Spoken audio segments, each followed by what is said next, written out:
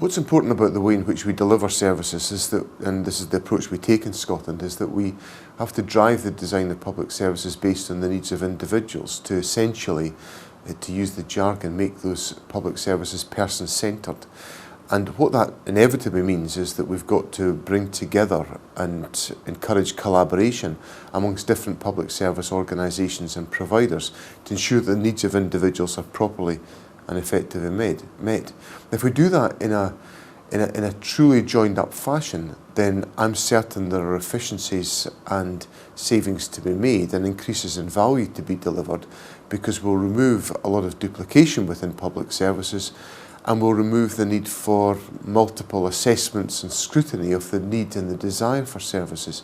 So if we deliver that collaborative approach, then I'm absolutely certain it can deliver value for taxpayers and the investments that are made in our public services.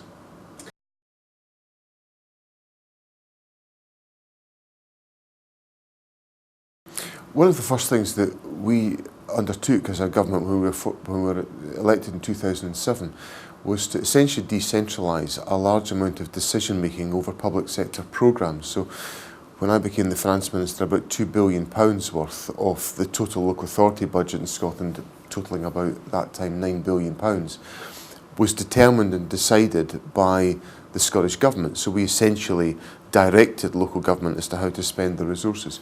We have now removed all of that ring fencing of funding to enable local authorities and local communities to better determine the spending priorities that should be taken forward at local level. And that emphasis has run through all of our programme. It's been part of our agenda, for example, around community planning, where we bring together all of the different public sector organisations in each local authority area and encourage them to share their budgeting decisions and to ensure that they reflect the needs of individual local communities. So there is real control about budget choices at local level. And the final thing that we've done to add to this is to pass legislation to remove the obstacles to enable communities to better determine the way in which public services are designed at local level through our community empowerment legislation, which gives people in localities real control over how services are designed and how they're offered and provided within their localities.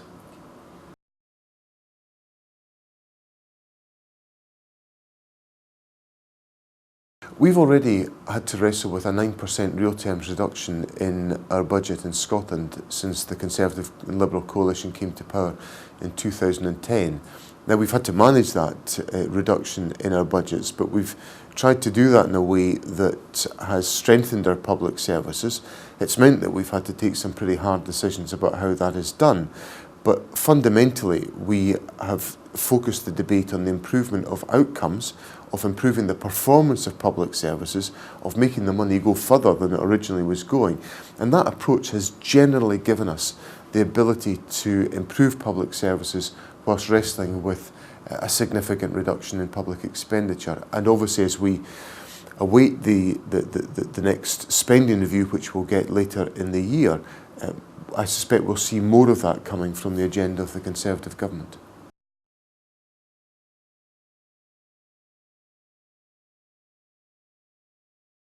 We're seeing a growth in the fiscal responsibility that the Scottish Parliament can exert, and we'll see more of that coming next April when the Scottish Parliament has to set a Scottish rate of income tax to implement the proposals of the Scotland Act 2012.